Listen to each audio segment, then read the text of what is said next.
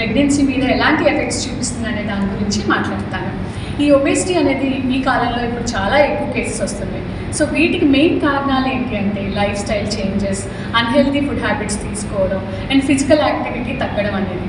So చాలామంది ఏమనుకుంటారంటే ఈ ఒబేసిటీ అనేది జస్ట్ లుక్స్, ఎక్స్టర్నల్ అపియరెన్స్ మీదే ప్రభావం చూపిస్తుంది అని అనుకుంటారు.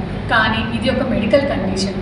మహిళల యొక్క హార్మోన్స్ మీద, నెలసరుల మీద అండ్ ప్రెగ్నెన్సీ మీద కూడా ప్రభావం చూపిస్తుంది.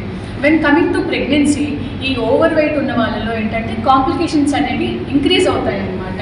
సో ఈ ఒబేసిటీ ఉన్న వాళ్ళలో జెస్టేషనల్ హైపర్ టెన్షన్ అంటాము, అంటే ప్రెగ్నెన్సీలో బీపీ పెరగడం, అండ్ జెస్టేషనల్ డయాబెటీస్ అంటాం, అంటే ప్రెగ్నెన్సీలో షుగర్ పెరగడం. వీటి వల్ల ఏంటంటే బోత్ బేబీ అండ్ మదర్ మీద కూడా ఎఫెక్ట్ చూపిస్తుంది. సో ఈ ఒబేసిటీ ఉన్న వాళ్ళలో ఏంటంటే సిజేరియన్ డెలివరీలు కూడా ఎక్కువ అయ్యే ఛాన్స్ ఉంటుంది.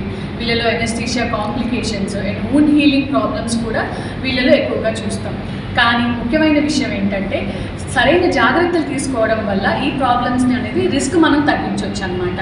సో అందులో మెయిన్ ఏంటంటే ఎవరైతే ప్రెగ్నెన్సీ ప్లాన్ చేసుకుంటున్నారో ఆ ఉమెన్ ముందు నుంచి వెయిట్ అనేది అండర్ కంట్రోల్లో ఉండేలాగా చూసుకోవాలి అన్నమాట. ఒక్కసారి ప్రెగ్నెన్సీ కన్ఫర్మ్ అయినాక వాళ్ళ యొక్క డైట్ అనేది హెల్తీగా మెయింటైన్ అవుతుందా లేదా, అండ్ రెగ్యులర్గా యాంటీనెంటల్ చెకప్స్కి వెళ్తున్నారా లేదా, అండ్ కాంప్లికేషన్స్ లేకుండా వాళ్ళు మానిటరింగ్ ఉంటుందా లేదా అనేది కూడా చూసుకోవాల్సి ఉంటుంది.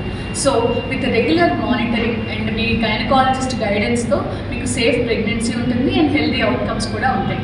Thank you.